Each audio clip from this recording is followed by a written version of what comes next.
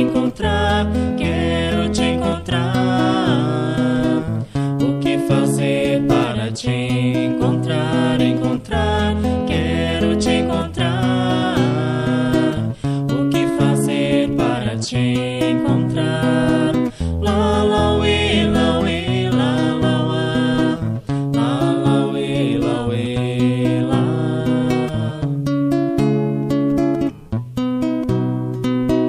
Procurei-te dentro de mim e me achei vazio. Onde estás, Jesus? O que fazer para te encontrar, encontrar? Quero te encontrar. O que fazer para te encontrar, encontrar? Quero te encontrar. O que fazer para te encontrar? La la we, la we, la la wa. La la we, la we, la.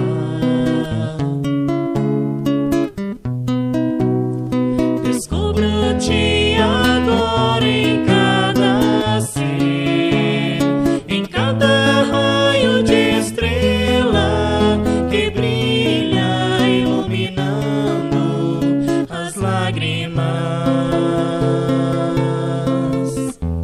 Buscando-te nos outros, foi que eu te encontrei em mim. La la we, la la wa. Te encontrei, Jesus. La la we.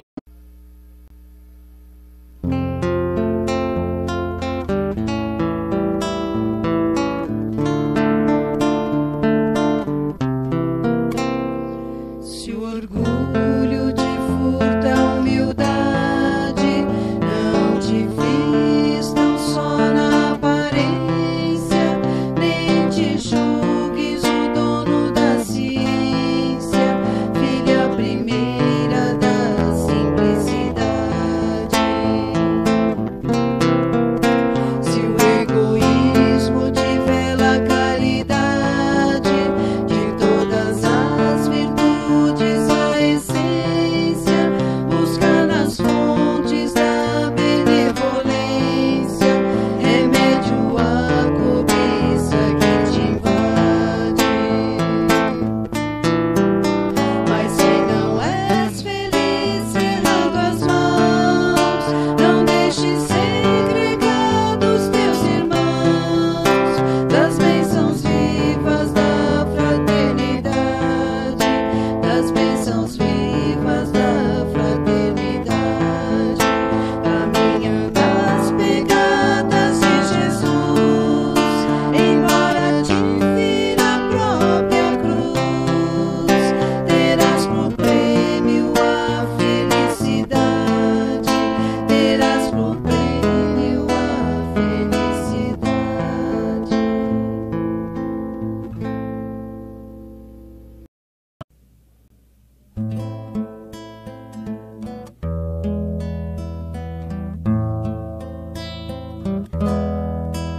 Ele veio, pão da vida, luz do mundo.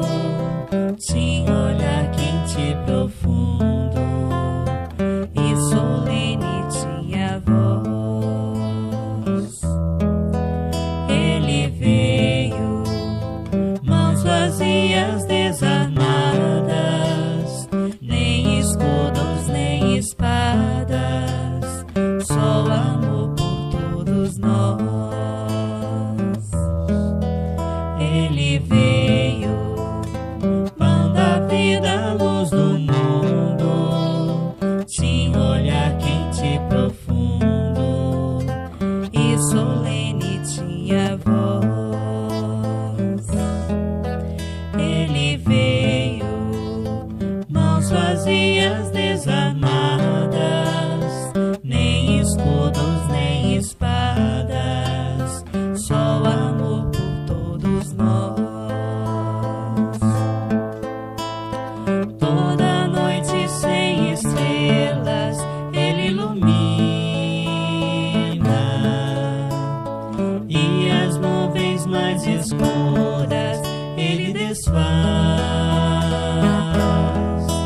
Ele veio e agitou a nossa alma e tirou a nossa calma, mas nos trouxe a sua paz. Ele veio e agitou a nossa alma e tirou a nossa calma, mas nos trouxe a sua paz, mas nos trouxe a sua paz, mas nos trouxe a sua paz.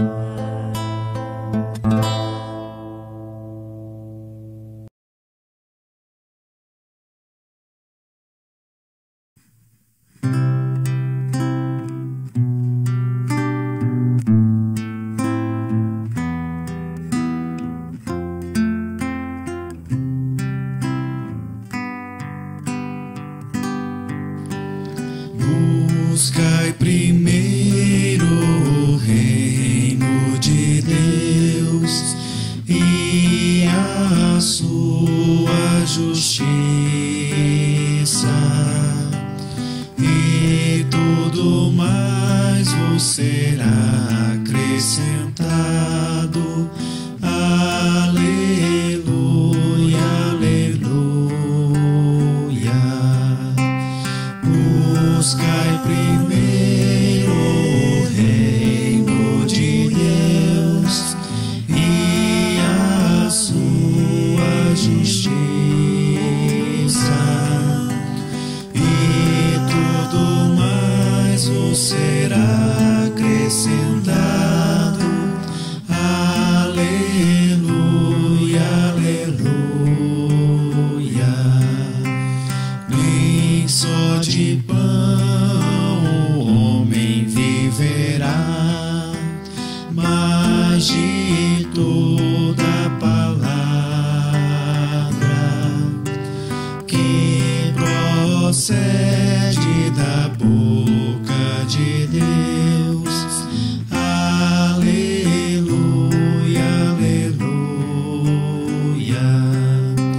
Nem só de pão o homem viverá, mas de toda palavra que procede da boca de Deus. Aleluia, aleluia. Se vos perseguem por causa de mim, não esqueçais o porquê. Não és o servo maior que o seu Senhor. Aleluia, aleluia. Se vos perseguem por causa de mim, não esqueçais o porquê. Não és o servo maior que o seu Senhor. Aleluia, aleluia.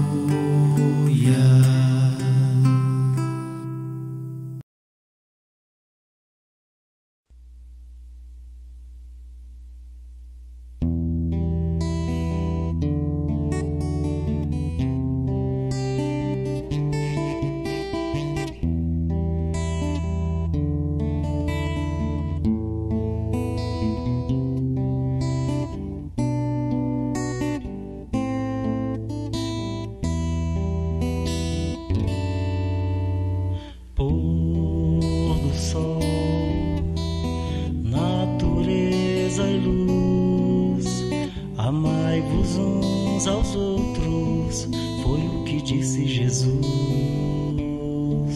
Somos todos irmãos, trabalhadores do bem. Eu quero a paz no mundo, sei que você quer também.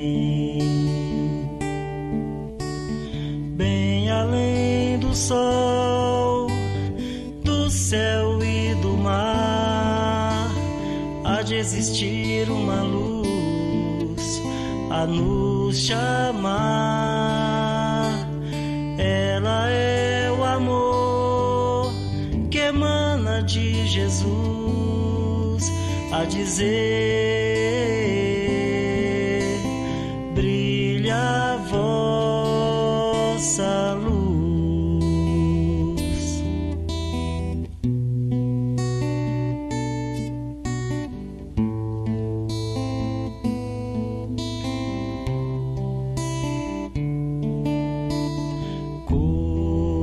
Corações sempre a paz a semear, plantando novos sonhos pro mundo regenerar. Temos muito a fazer, enraizar o amor. Siga caminho do Cristo, brilhe sua luz interior, bem além do sol, do céu e do mar. Há de existir uma luz a nos chamar. Ela é o amor que emana de Jesus, a dizer: brilha a vossa luz, brilha a vossa luz.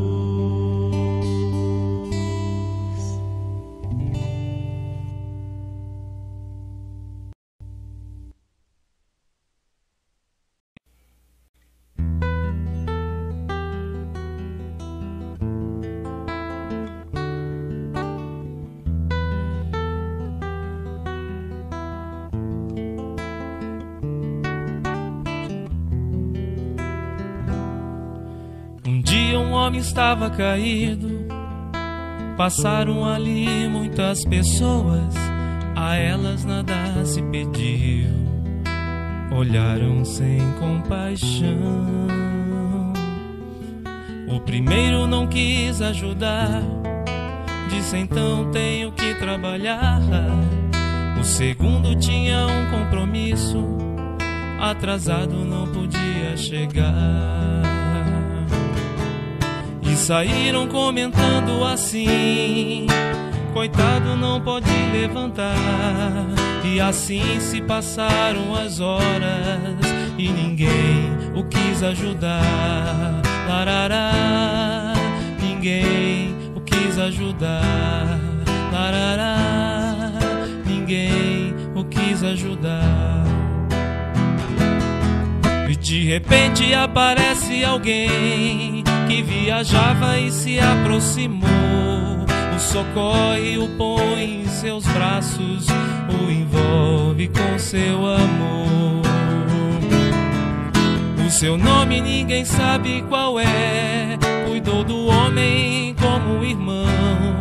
Oh meu Deus, como é bom saber que no mundo há gente de coração. Oh meu Deus, como é bom saber que no mundo há gente de coração. Bom samaritano ele é, sua religião é Jesus. Anda pelo mundo doando migalhas de luz. Bom samaritano ele é, sua religião é Jesus. Anda pelo mundo doando migalhas de luz.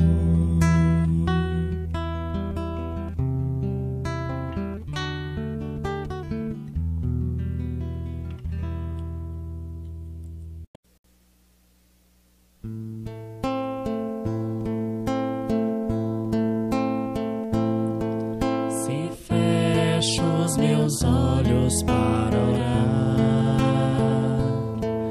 lá longe ouço o barulho do mar. Se fecho os meus olhos para orar, sinto Jesus a me embalar.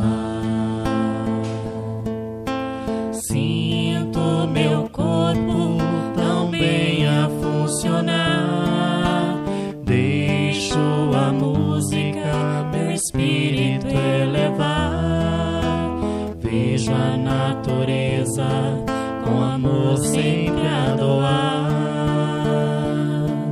Feliz e em paz me sinto acalmar. Se fecho os meus olhos para orar, sinto Jesus a me embalar. Se fecho os meus olhos para orar, sinto Jesus a me embalar.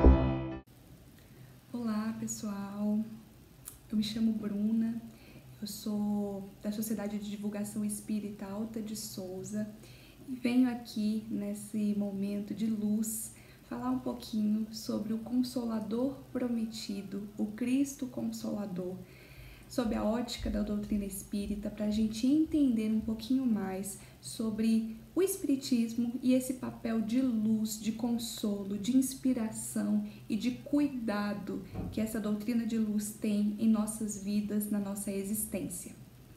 Para a gente começar abordando esse tema, eu queria trazer uma historinha do Chico, que ele viveu ali no momento em que ele estava pregando, momentos antes ali da reunião pública do Centro Espírita, na cidade de Minas Gerais. Ele saía peregrinando de casa em casa, convidando as pessoas para o trabalho, para a reunião pública, e durante esse processo, uma pequena multidão o seguia. Então, todo sábado à noite eles faziam isso. Só que a pavimentação era muito ruim da cidade, tinham muitos buracos, era escuro e eles precisavam de um lampião para fazer esse processo junto com eles. Quem carregava esse lampião era sempre o mesmo rapaz. Só que em um determinado sábado, esse rapaz se apressou e ficou uns 20 passos ali à frente do grupo que o Chico estava guiando na peregrinação, chamando um a um para participar da reunião pública. E aí todo mundo... Esse dia tinha chovido, as pessoas pisando em poças, se sujando, e falaram, né? Poxa, fulano tá lá na frente, a luz não tá aqui junto com a gente pra gente poder enxergar o caminho. E aí Chico, daquele jeitinho afetuoso, carinhoso, afável, fala: meu filho, venha para mais perto de nós. A luz, ela, para fazer sentido, precisa andar junto de nós, nem à frente nem atrás, porque senão ela deixa de cumprir o seu papel de iluminar.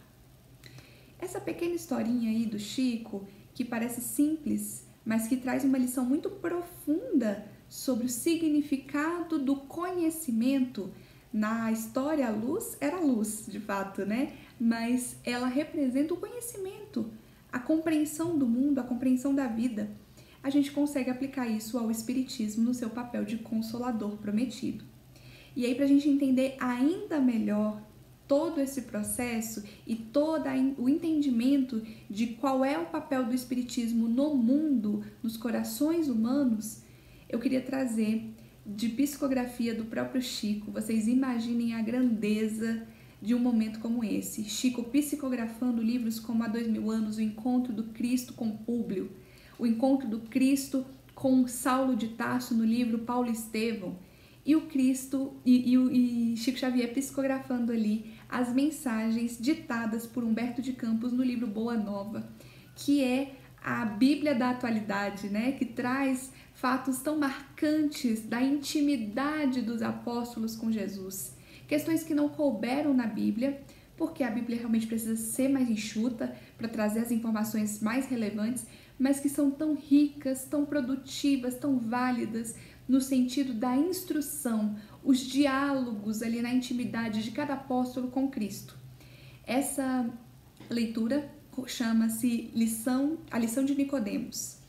E ela é de uma profundidade, de um significado muito grande para nós espíritas, porque o Cristo proclama por essa leitura princípios do espiritismo que nós vivenciamos hoje. Então, era uma noite em que os apóstolos estavam mais recolhidos e estava Jesus, André e Tiago, entre eles conversando, até que entra Nicodemos na região ali onde o Cristo e os apóstolos estavam. Nicodemos era um fariseu. E como o próprio nome diz, a gente compreende, né, hoje os fariseus até com o sentido pejorativo da palavra. Só que naquela época não tinha isso, porque ainda se tinha muito respeito por essa compreensão social dessa posição que eles ocupavam. Um fariseu é um indivíduo que estuda profundamente a lei e que ele não se mistura com outros indivíduos que não entendem da lei como ele. Então, basicamente ele estuda, ele entende, mas ele não divulga, ele não interage com as pessoas para divulgar a doutrina ou as leis divinas. E aí, Nicodemos, pelos seus estudos, pela sua compreensão da vida, ele tinha entendido que Jesus era o Messias prometido nas profecias de mais de 800 anos atrás. Ele via no Cristo aquele potencial de grandeza, de amor, de doação. Ele enxergava nele, de fato, o Messias prometido. E ele chega até o Cristo falando, olha, em todos os meus estudos, em todos os meus anos de vida social, eu não consigo responder a uma questão que me atormenta. Há anos eu venho tentando achar resposta para isso. E como eu sei que o Senhor é o Messias, eu venho até ti questionar sobre isso, para que o Senhor me esclareça. Quando ele formula a pergunta, o que ele pergunta? Como pode o homem alcançar o reino dos céus? Como pode o homem evoluir, se transformar? E aí, qual que é a resposta de Jesus para Nicodemos? O homem, para alcançar o reino dos céus, precisa nascer de novo. Essa resposta deixa Nicodemos perturbadíssimo, porque ele pergunta, mas como pode um homem velho nascer de novo? E aí Jesus reafirma, é preciso voltar ao ventre materno para poder se fazer evoluir e alcançar o reino dos céus. Nicodemos, não estou entendendo, me explica melhor isso. E aí Jesus fala, como que você se diz um compreendedor da lei, uma pessoa que domina o conhecimento intelectual e não consegue entender isso aqui? E Nicodemos vai embora atordoado, sem entender o que estava acontecendo. E aí Tiago e André, que eram discípulos de Jesus, próximos a ele, não entendem também o que está sendo dito ali e ficam perturbados também com aquilo. Não, explica pra gente o que o Senhor quis dizer com isso. E aí Jesus fala, é exatamente isso, a gente precisa nascer e renascer. Mas como que um homem velho vai renascer? André pergunta. Aí Jesus fala, quando a gente poda uma árvore, ela não renasce? Ela não cresce de novo? Ela não continua dando frutos? Por que vocês acham que a lei de Deus é uma para os homens e outra para a natureza? Quando a gente reencarna, né? Ele não usa essa palavra, mas é isso que ele está querendo dizer, a gente muda apenas de roupagem. Quando a gente troca a vida, a gente troca só o corpo, a roupa é trocada, porque aquela roupa se tornou rota, foi gasta, e nesse processo é necessário uma nova oportunidade, uma nova roupagem para a vivência de novas vidas, de novas situações, de novos momentos para o espírito, para que a transformação moral se dê. E aí Tiago e André ficam perplexos com aquilo. E qual que é a necessidade disso? Pergunta André. Para que assim haja a regeneração moral do indivíduo. para que aquele que causou mal entenda que ele precisa agora gerar o amor, gerar o bem e às vezes até sofrer nessa situação para se transformar. Aí Tiago, tá. Então eu entendi que esse processo de renovação se dá para a evolução. Mas eu tenho uma outra dúvida. Como que é possível um indivíduo morrer e pagar os seus débitos e a Terra continuar evoluindo? Porque sempre que houver um criminoso, vai ter que no momento posterior haver um crime para que haja o processo de resignação, de transformação daquele indivíduo, ou seja, ele vai ter que passar pelo mesmo sofrimento para entender e se transformar. Aí Jesus responde para ele: você está pensando como Nicodemos, se apegando à letra. Você não entendeu a essência, o amor por trás da informação. Ler e interpretar é muito fácil, o difícil é sentir aqui dentro. O difícil é vivenciar aqui nos nossos atos e palavras o que o Evangelho nos traz. E como que a gente resolve esse problema? A partir do momento que houver um assassino, obrigatoriamente vai ter que ter um crime de assassinato no futuro para que esse assassino se redima? Não. A partir do momento que os dois, o criminoso e a vítima, tenham a compreensão do amor e vivam a verdade divina pelo amor, pelo perdão, pela fraternidade, acabou a necessidade de sofrimento na Terra. Porque a gente para de precisar pagar pela dor e começa a servir. As lágrimas não serão mais necessárias, e sim o suor. E aí fecha-se esse ciclo de dor e de novas dores para quitar débitos. Então basta o despertar humano para que a gente deixe de sofrer. E aí André questiona: e por que tem tantos corpos bonitos, formosos, sadios, enquanto outros são tão franzinos, frágeis e feios? E qual a resposta do Cristo? Como que eu vou dar uma roupa nova para uma pessoa que fez mau uso da primeira roupa que recebeu? Ou seja, aquele que não usufruiu com responsabilidade da reencarnação, da bênção que é receber um corpo sadio, ele vai ter que passar pela experiência do sofrimento físico, do sofrimento emocional, moral, para valorizar aquela situação. E aí Tiago fala: meu Deus, que bênção essas informações. A gente tem que divulgar isso nas pregações de amanhã para as pessoas. Por que isso ainda não foi dito? E aí Jesus fala: vocês viram que um doutor da lei, um homem que entende das escrituras, que interpreta as escrituras, não foi capaz de entender a grandeza do que foi dito aqui? E vocês querem dizer isso amanhã para as grandes massas populares? Não tem condições. Não tem como esse entendimento ser dado nesse momento. As pessoas não entenderam o amor que Jesus pregou. Jesus pregou: perdoa, oferece a outra face, se transforma, seja humilde. Coisas que hoje, apesar da gente ainda não conseguir seguir, a gente acha até que óbvio. As pessoas não entenderam isso. Como que elas iam entender que hoje o imperador, se não fizer por onde, vai ter que vir em outra vida na posição de pobreza, na posição de restrições financeiras, para poder aprender a valorizar as oportunidades que recebeu? Ele ia ser assassinado ali imediatamente. Então, cada coisa a seu momento. Ele pergunta para Tiago: tem como construir uma casa começando pelo telhado? Não tem. E aí vem a história de Chico. A luz precisa andar junto das pessoas. Não adianta ela estar à frente ou estar atrás, porque ela não ilumina o caminho.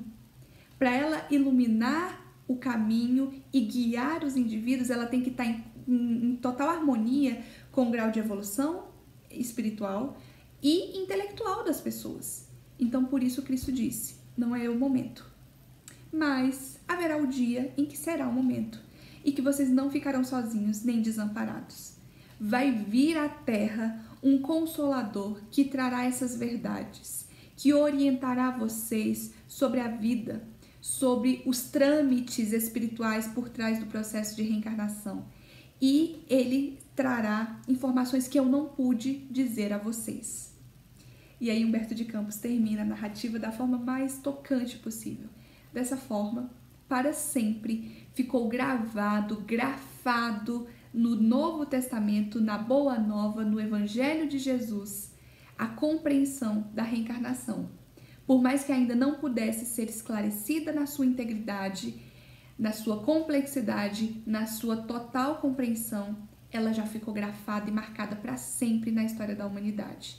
E viria, posteriormente, o Espiritismo esclarecer, sendo e cumprindo o papel de Consolador prometido. E aí a gente entra propriamente no nosso tema, que é o Cristo Consolador. O Cristo Consolador é um capítulo do Evangelho todo destinado para ele, e que vem dizer que o Cristo não pôde, a seu tempo, dizer todas as verdades, exatamente pelas limitações das pessoas. Então ele diz, vai vir um momento que tudo isso vai ser esclarecido. Então, se vai ser esclarecido é porque não foi dito tudo e também não foi dito de forma 100% clara. O Cristo precisava falar por parábolas. As pessoas eram tão inocentes do aspecto intelectual e do aspecto espiritual que se ele chegasse e dissesse de forma aberta o que Emmanuel escreve hoje nos seus textos da sua coletânea ali de interpretação do Evangelho, Vinha de Luz, Pão Nosso, as pessoas não entenderiam.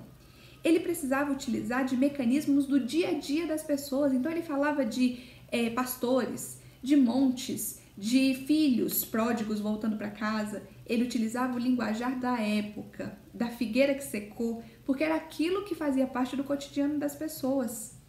Então, quando as pessoas tivessem maturidade intelectual, porque imagina, hoje a gente entende as questões relacionadas ao desenvolvimento corporal e humano para a formação do indivíduo. Então, a gente entende de genética, de epigenética, de fisiologia, dos processos patológicos que cercam as doenças. E ainda assim é difícil para a gente entender que isso está por trás de algo muito maior, que é a lei de causa e efeito, a lei do serviu, então você será recompensado.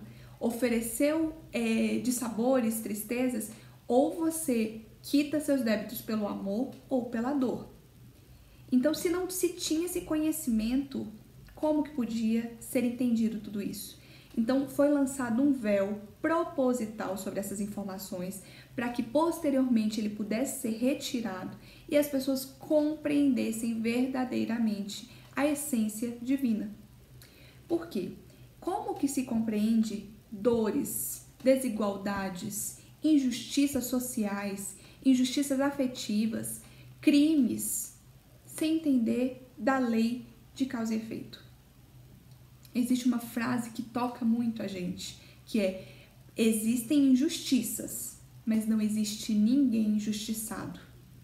Porque o injustiçado é aquele que está sofrendo sem razão. Todos nós temos um motivo de estarmos aqui. Todo o processo da nossa vida é plantio e colheita. O plantio é opcional. Eu planto o que eu quiser. Eu posso plantar arroz, soja, eu posso plantar milho, mas eu também posso plantar pimenta. E nesse processo eu vou ter que colher. O fruto está ali, foi dado a mim, é meu, eu semeei. E ele me chega a algum momento, a conta chega. Então, o indivíduo que utilizou mal da palavra, que não soube guiar as pessoas que estavam à sua volta, orientá-las, ampará-las, vai ser pela palavra que ele também vai ter que se redimir. O indivíduo que fez o mal, tirando vidas das pessoas, ele vai ter que reatar essas vidas. Ele vai ter que dar novas oportunidades de crescimento a essas pessoas. E todo o processo da vida vai se dando assim. E às vezes, as causas não estão tão distantes assim. Nós espíritas temos uma visão até equivocada, às vezes, de achar que, se eu estou sofrendo é porque em encarnações anteriores eu fiz sofrer. Mas será que precisa ir tão longe? Porque existem as causas atuais e passadas do nosso sofrimento. As causas passadas são quais? De outras vidas. São sofrimentos que geramos há milênios e que vão vindo em pequenas parcelas, em pequenas doses, porque se forem cobrados de uma vez, a gente não consegue tolerar. É tanto erro, é tanto sofrimento que a gente semeou, foram tantos santuários que nós destruímos dos corações alheios, que se vier a dívida de uma vez, a gente não consegue nem encarnar. Então a gente é financiado ali no processo de reencarnação para poder estar aqui. E vem vindo em conta-gotas o processo de angústia, de dor, de sofrimento. Em crises. Então a gente tem momentos de calmaria, de tranquilidade, de refazimento, mas momentos de crises financeiras, conjugais, de saúde física, crises relacionadas à questão global. Hoje nós estamos vivendo uma grande crise global, que envolve questões de saúde pública com o Covid-19, mas que vai muito além disso, que envolve luto, que envolve questões políticas, que envolve questões relacionadas à depressão e ansiedade. A sociedade nunca esteve tão adoecida. E isso é a conta chegando do processo de regeneração da Terra. A Terra precisa se transformar. E para acelerar esse processo, vem algo que vai acometer o rico e o pobre, que vai acometer independente de opção sexual, independente de forma de professar fé, a todos. E vai se transformar aqueles que se permitirem, aqueles que se deixarem tocar. Então, tudo isso vem para despertar no indivíduo a necessidade do amor. Vem para transformar aquela questão que o Cristo levantou, a fraternidade, o perdão, o amor. Quando nós nos embasarmos nesses preceitos, a partir daí verdadeiramente virá a nossa transformação moral. A partir daí verdadeiramente virá a nossa forma de seguir e ser feliz. Entendendo que ninguém é injustiçado. Entendendo que se eu sofro hoje é consequência de um passado delituoso e pode ser um passado do hoje. As causas atuais das aflições. Quais são as causas atuais das aflições? São as más escolhas que nós executamos. Então, eu escolhi mal, eu fui imprudente, eu dirigi alcoolizado, eu dirigi de forma rápida demais numa via, bati o carro. Às vezes, aquilo não estava no meu processo reencarnatório, mas a minha imprevidência gerou aquilo. Ou então, agir de forma equivocada, sem pensar direito, sem responsabilidade com o familiar, com a esposa, com o filho. E aí o filho entra por descaminhos. A minha ausência, o meu materialismo, a minha falta de honestidade com a maternidade e a paternidade geraram descaminhos e sofrimentos para o meu filho. E ali eu também já começo a colher, porque tem sofrimento maior para um pai do que eu ver um filho sofrer? Então a gente tem muitas causas atuais do sofrimento. A colheita às vezes chega de forma mais imediata, até para ir amenizando a dívida, porque senão não tem tempo para pagá-la. E aí é quando a gente para e pensa, dito também por Humberto de Campos, Deus utiliza do tempo e não da violência. Então ele sabe que a gente tem nossas limitações, nossas dificuldades, nossas dores, nossa falta de entendimento espiritual e intelectual da vida. Então ele não quer que a gente desenvolva tudo numa encarnação só. A gente precisa da sucessão das vidas para ter um entendimento pleno do amor de Deus, para ter um entendimento pleno do nosso desejo verdadeiro de servir, das potencialidades que há em nós. O Cristo, ele entende tanto da essência humana que quando ele olha para nós, ele não nos vê. Ele vê a potencialidade que habita em nós. Então ele olha para Bruno, ele olha para você, ele não enxerga a gente, ele enxerga os anjos que nós seremos no futuro. Quando ele olhava para Públio Lentulus, em meio ali àquela grandeza de um senador do Império Romano, de um homem rico, de um homem respeitado, materialmente falando, mas espiritualmente falando, uma criança que não conseguia abrir mão de vaidades e orgulhos temporários da matéria para se entregar verdadeiramente ao amor da sua esposa, da sua filha e do próprio Cristo. Ele viveu uma vida de privação ao lado da pessoa que ele mais amava, pela incapacidade de dar a ela o crédito de, olha, eu escolhi essa pessoa para passar a vida inteira comigo, será que ela não pode estar falando a verdade? Será que ela realmente é tudo isso que estão dizendo dela? Eu não posso dar a ela o direito de fala, de se defender? Ele teve a filha curada de lepra e ele não se deixou levar pelo Cristo. Ele vai até o Cristo pedir, ele obtém a dádiva e quando ele volta e vê a filha curada, ele diz, foram os ares da cidade que a curaram. Ele não dá o braço a torcer, a vaidade era tanta que ele não consegue se entregar a Cristo. E por que Cristo vai ao encontro dele? Por que Cristo salva a saúde física de Flávia e entrega a saúde dela e ela refeita a mãe e ao pai? Porque quando ele faz isso, ele não estava vendo Públio, ele estava vendo Emmanuel, com toda a sua potencialidade, na escrita esclarecedora, na interpretação produtiva e grandiosa do Evangelho, nos livros psicografados pelas mãos de Chico Xavier. Era Emmanuel que ele via.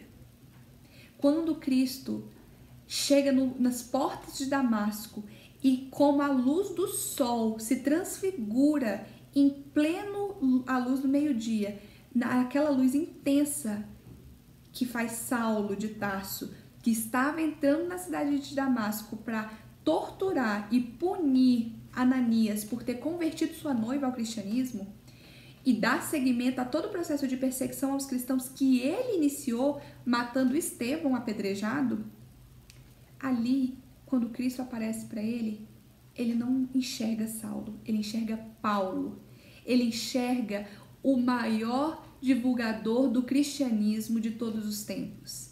Numa era que não se tinha internet, que não se tinha meios de transporte velozes como nós temos hoje, como avião, como carro, e divulga boca a boca, caminhando ali léguas e léguas para chegar para fazer a divulgação para 3, 4 pessoas. Quando ele faz esse processo, ele já está enxergando ali Paulo. E aí Paulo pergunta para ele: Senhor, o que queres que eu faça? O homem orgulhoso, o homem duro de coração, entendedor da lei, mas que utilizava a lei para o seu próprio ego e materialidade. Ele se ajoelha diante do Cristo, já cego, ele fica cego quando olha para o Cristo e pergunta: o que queres que eu faça?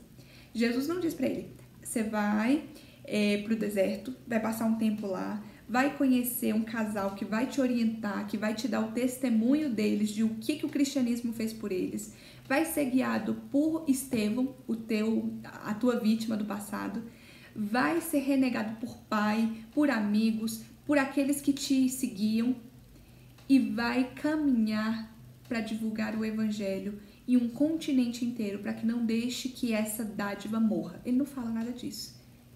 Isso está como cenas dos próximos capítulos. Jesus não tem pressa, ele não utiliza da violência, ele utiliza do nosso tempo. Então ele só diz: entra aí na cidade, procura Ananias. Porque Ananias ia curá-lo da cegueira e ia dar a ele as primeiras instruções, o primeiro contato do que era o evangelho do cristianismo.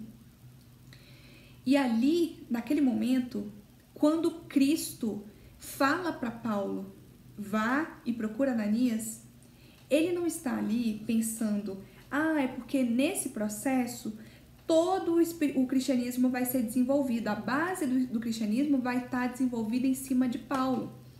Paulo vai deixar com que o meu evangelho seja redivivo, para que posteriormente venha o Consolador prometido. Não, Cristo não está dizendo isso ali. O que ele está dizendo ali? Ele está se preocupando única e exclusivamente naquele momento com Paulo, com a regeneração de Paulo, com a transformação daquele indivíduo, porque ele é tão grandioso, ele é tão puro, que quando ele olha para nós, ele não se preocupa com os prodígios que a gente vai fazer quando tivermos na nossa potencialidade máxima. Ele se preocupa conosco. Ele olha para mim e fala: olha o quanto ela erra, olha o quanto ela sofre por causa dos descaminhos que ela mesma causa na vida dela. E aí, a partir dali, ele me inspira, ele me instrui, para quê? Para que eu deixe de sofrer. O que eu vou gerar a partir dali, os caminhos que eu vou traçar a partir dali, os caminhos que Paulo traçou, que Emmanuel traçou, que Maria Madalena traçou através da transformação moral que executou na sua vida pela inspiração do próprio Cristo, isso é consequência. Isso é o processo natural da vida. Mas naquele momento, a preocupação dele é aquele filho. Jesus disse: o pai se rejubila, se felicita muito mais do que quando uma ovelha se converte na justiça e no amor, do que quando ele tem 99 ovelhas justas ao seu redor. Isso é nós. Então, quando ele olha para nós e vê que a gente se regenerou, se transformou, é de uma alegria, é o filho pródigo que volta para casa, é uma festa que Deus e o Cristo fazem por nós e para nós. Então, todo esse processo é entendido assim, é compreendido dessa forma. Por isso, a reencarnação. Não tem como, numa vida só, a gente sair do mal, do egoísmo, da vaidade e chegar no amor pleno. Não tem como, numa encarnação só, exigir que uma mãe perdoe o algoz que matou seu filho. Não tem como.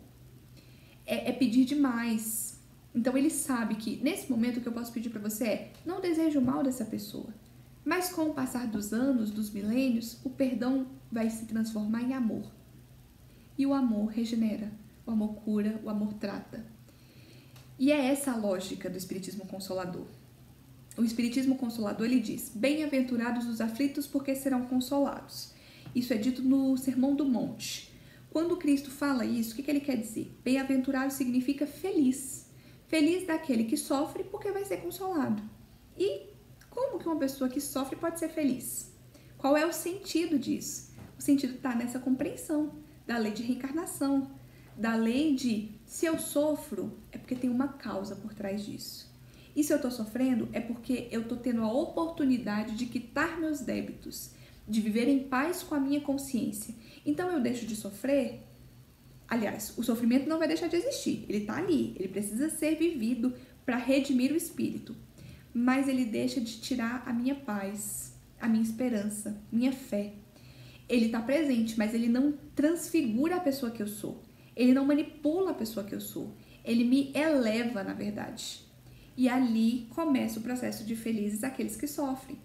Não é que eu vou ser feliz pelo sofrimento, mas se eu entendo a razão do sofrimento, aquilo se torna mais ameno, mais brando, mais possível de ser vivido. Então é o luto, é a depressão, é a aprovação da pobreza, é a aprovação da solidão, é a aprovação do desemprego, é a aprovação das dificuldades afetivas. Tudo isso vai fazendo um novo sentido na nossa cabeça. Se o Espiritismo me diz que eu sofro por uma razão, eu quero usufruir dessa oportunidade para minha transformação, para que eu faça o que eu preciso fazer para ser feliz, para alcançar o meu processo de felicidade. Qual que é o segundo ponto do Espiritismo Consolador prometido pelo Cristo? Ele me coloca a certeza da vida futura. A vida futura não é mais algo que um dia, talvez chegue lá, a gente consiga alcançar isso. Não, é real, é palpável, é tocável, está aqui. Eu posso alcançar isso. Como? Tendo resignação, tendo fé, tendo humildade, tendo amor, vivendo verdadeiramente aquilo que me foi proporcionado como chance de resignação. Eu entendo que a dor é salutar. É meio que a bomba, uma explosão.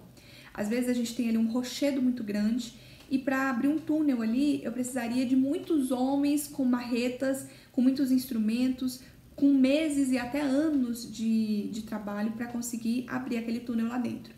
Só que se eu consigo, com uma dinamite, explodir aquilo ali, em segundos eu gero algo que talvez eu levaria anos para transformar. E assim também é a dor. Emmanuel que faz essa metáfora pra gente. A dor, ela vem como a dinamite, ela explode. Inicialmente ela gera destruição, ela gera sofrimento.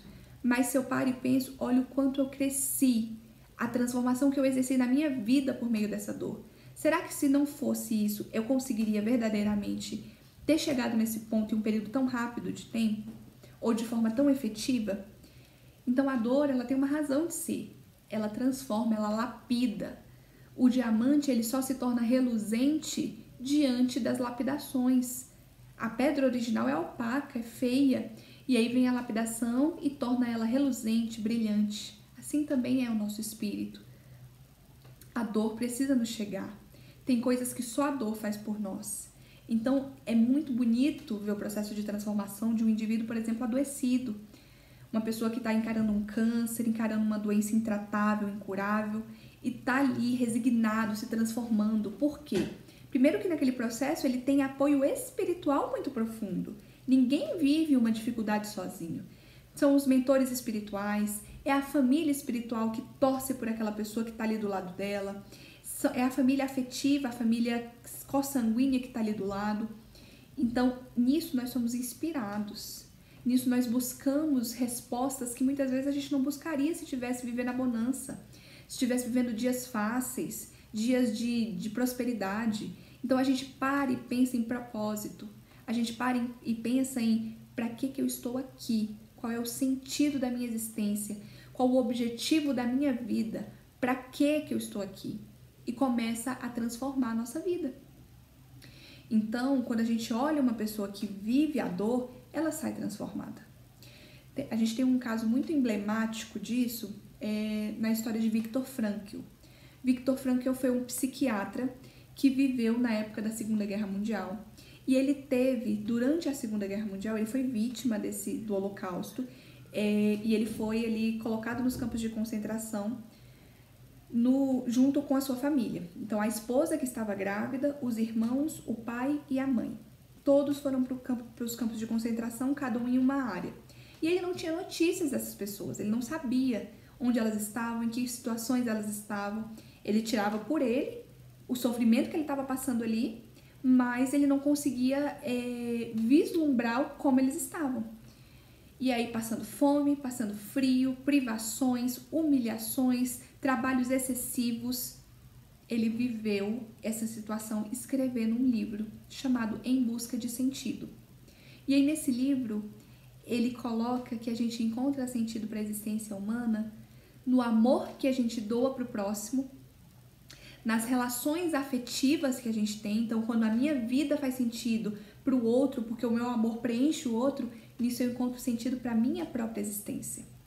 Segundo, no trabalho que eu exerço. Então, quando eu sou remunerado ou não, mas que o meu trabalho tem um valor social para as pessoas, de esclarecimento, de guia, de orientação, naquilo eu encontro sentido para a minha existência. E terceiro, quando eu encontro um sentido dentro da dor. Aquela dor, ela me sufoca tanto, ela é tão difícil de seguir, que eu só tenho dois caminhos. Ou eu vou sucumbir, ou eu vou crescer através dela. Eu vou me transformar, eu vou ser melhor. Eu vou exercer um processo de regeneração íntima e de transformação da pessoa que eu sou. E aí Viktor Frankl traz, pela logoterapia, que é essa ciência que busca o sentido da existência humana, a compreensão que o Espiritismo traz hoje pra gente. A dor faz sentido porque eu não sou vítima, eu não sou injustiçado, eu estou apenas colhendo algo que eu mesma semeei. E olha que beleza, que coisa linda, a ciência se unindo ao Espiritismo para trazer um sentido às coisas. É consolo verdadeiro, é um consolo que não é embasado em filosofias vãs, é um consolo que faz sentido para os corações, tanto sentido que tem uma ciência que explica isso. É muito grandioso. E, por fim, o Espiritismo traz o consolo máximo quando ele mata a morte. Quando ele diz, morte não existe, ninguém morre, a morte é uma ilusão, a vida ela não cessa.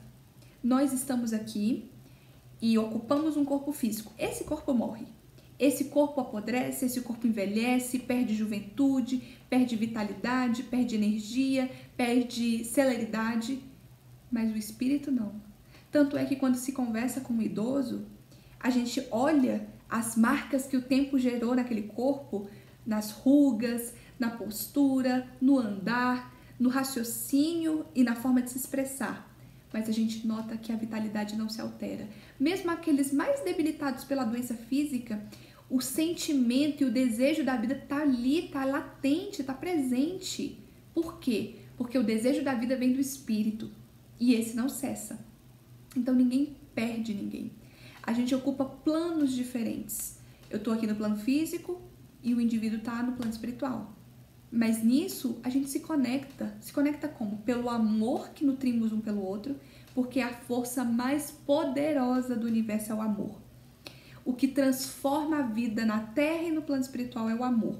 Os grandes líderes, aquilo que rege a nossa vida, não vem da escravidão, não vem da vaidade, não vem do orgulho, vem do amor, vem da transformação moral por meio do desejo de acolher, de ajudar, de cuidar.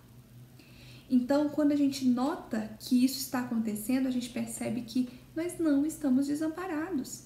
Então, não há por que viver um luto de forma patológica, não é porque se desesperar, demonstrar falta de fé em Deus, é uma separação provisória.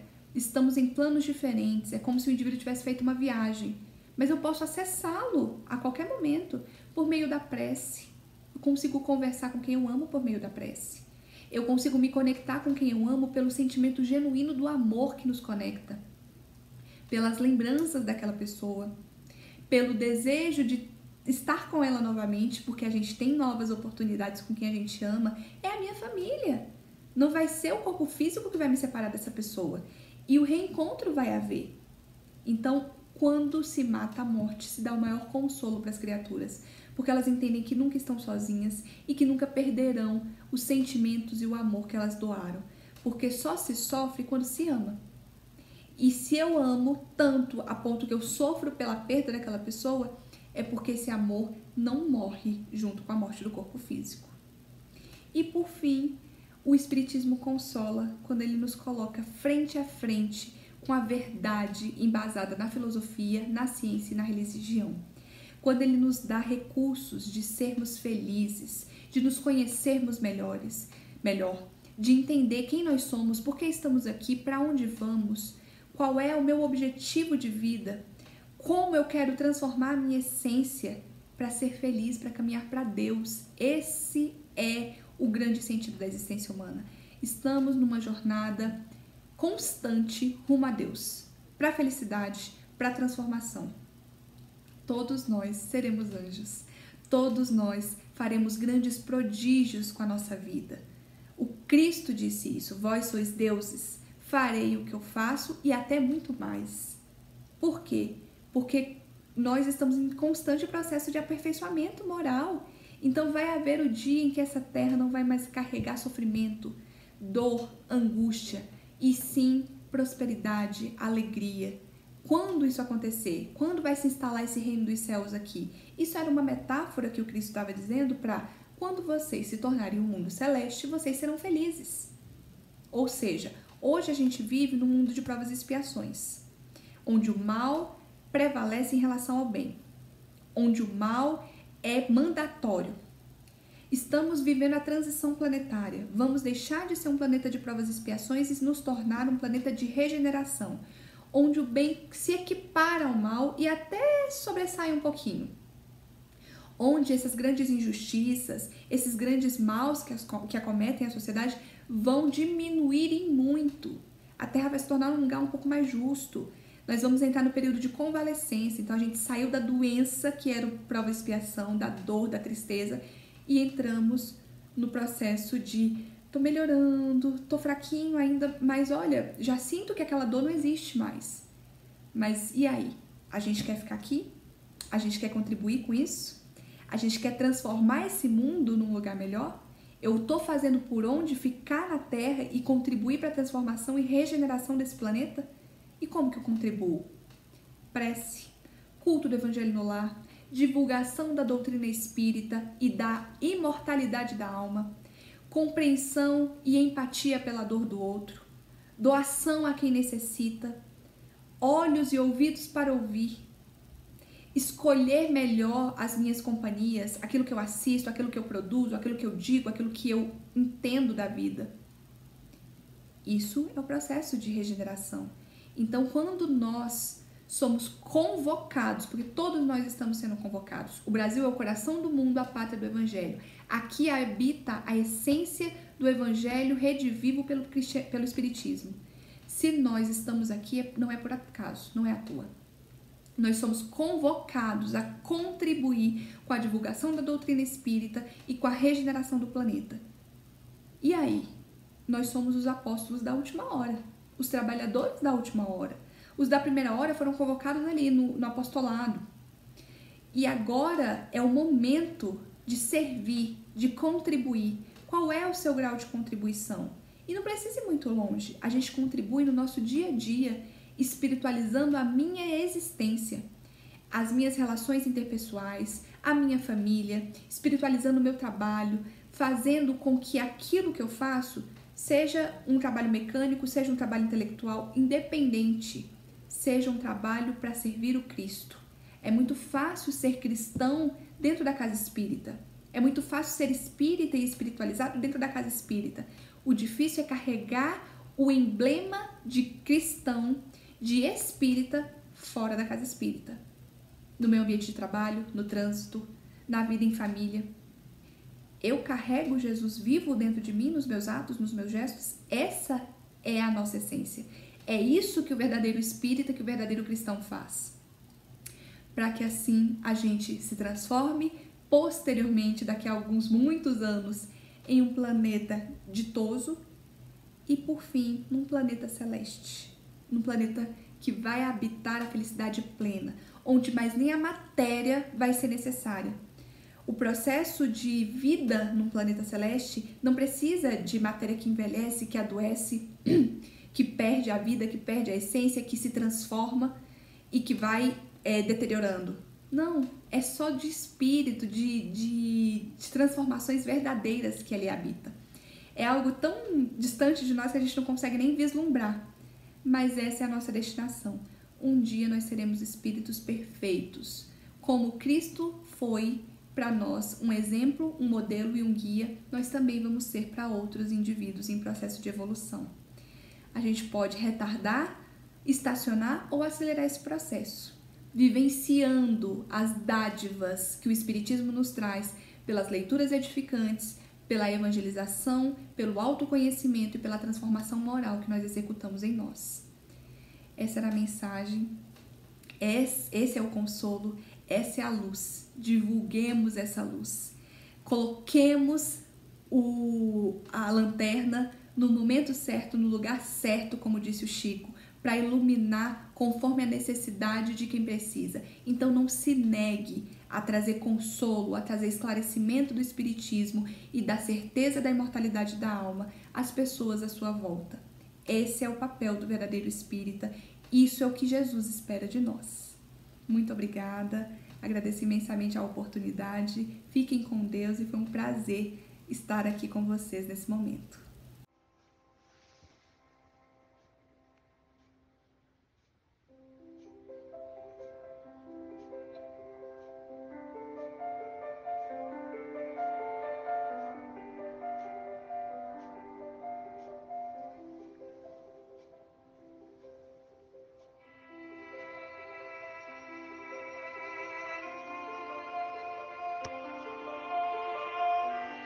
Graças a Deus, meus irmãos, nos reunimos na mesma sintonia para que possamos receber o tratamento virtual. Vamos buscar, através dos nossos pensamentos, agradecer a Deus, nosso Pai, por esta oportunidade bendita que nos dá de compreendermos,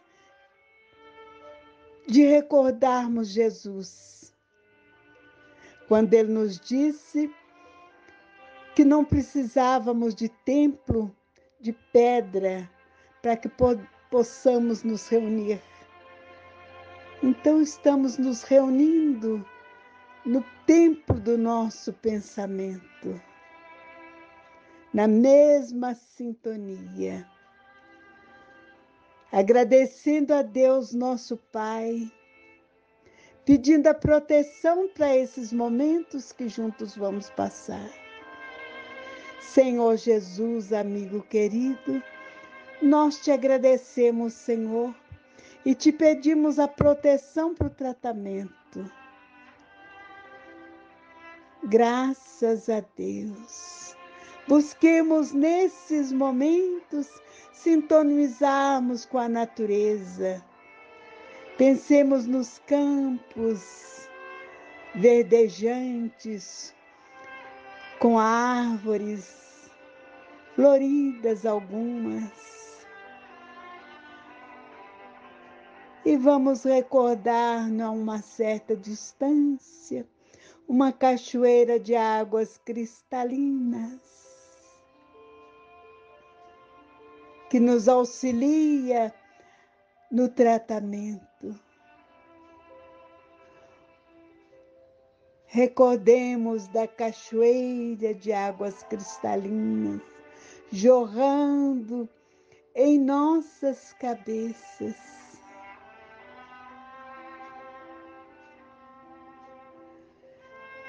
Fazendo toda a limpeza física e perespiritual.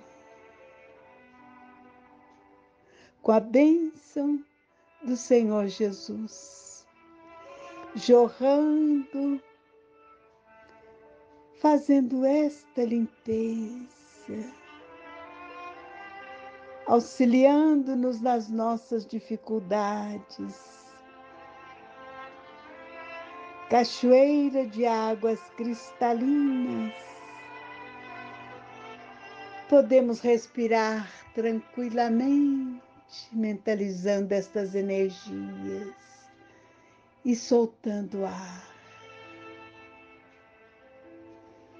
Tranquilo, respirando e expirando. Graças a Deus. Agora nós vamos receber o passe de reposição de energias. Recordemos o sol a irradiar. E pensemos no Senhor Jesus, no centro deste sol, irradiando a sua luz, nos envolvendo com seu amor,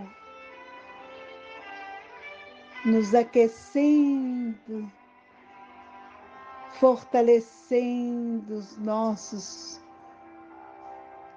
centros de forças, as nossas células, luz do sol. Respiremos profundamente, mentalizando essas energias, trazendo a paz, aumentando a nossa fé,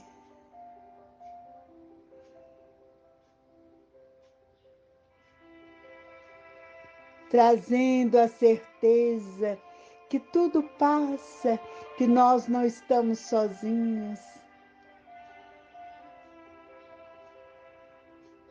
Nós te pedimos também pelas águas que estão para fluidificar, transformando estas águas em remédio, amparando todos que dela fizeram uso. Pai nosso que estais no céu, santificado seja o vosso nome. Venha a nós o vosso reino. Seja feita a vossa vontade, assim na terra como no céu. O pão nosso de cada dia nos dai hoje, Senhor. Perdoa, Pai, as nossas dívidas, assim como perdoamos os nossos devedores. E não nos deixeis cair em tentação, mas livrai-nos, Senhor, de todo o mal. Que assim seja, graças a Deus.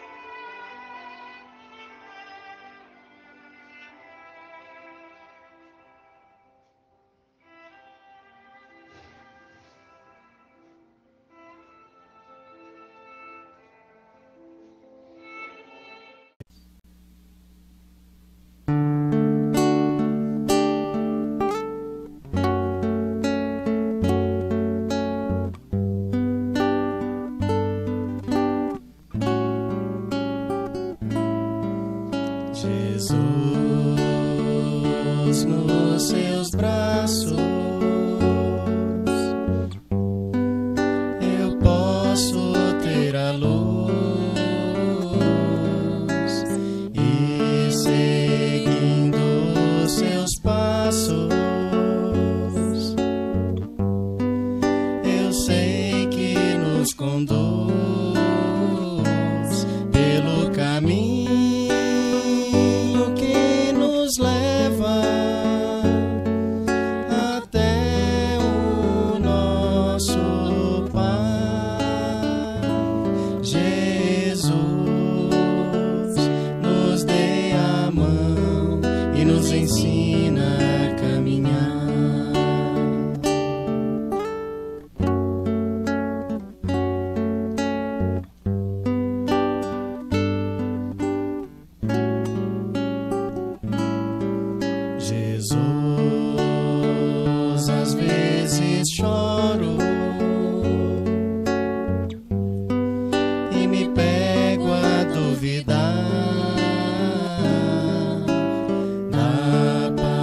que nos prometestes.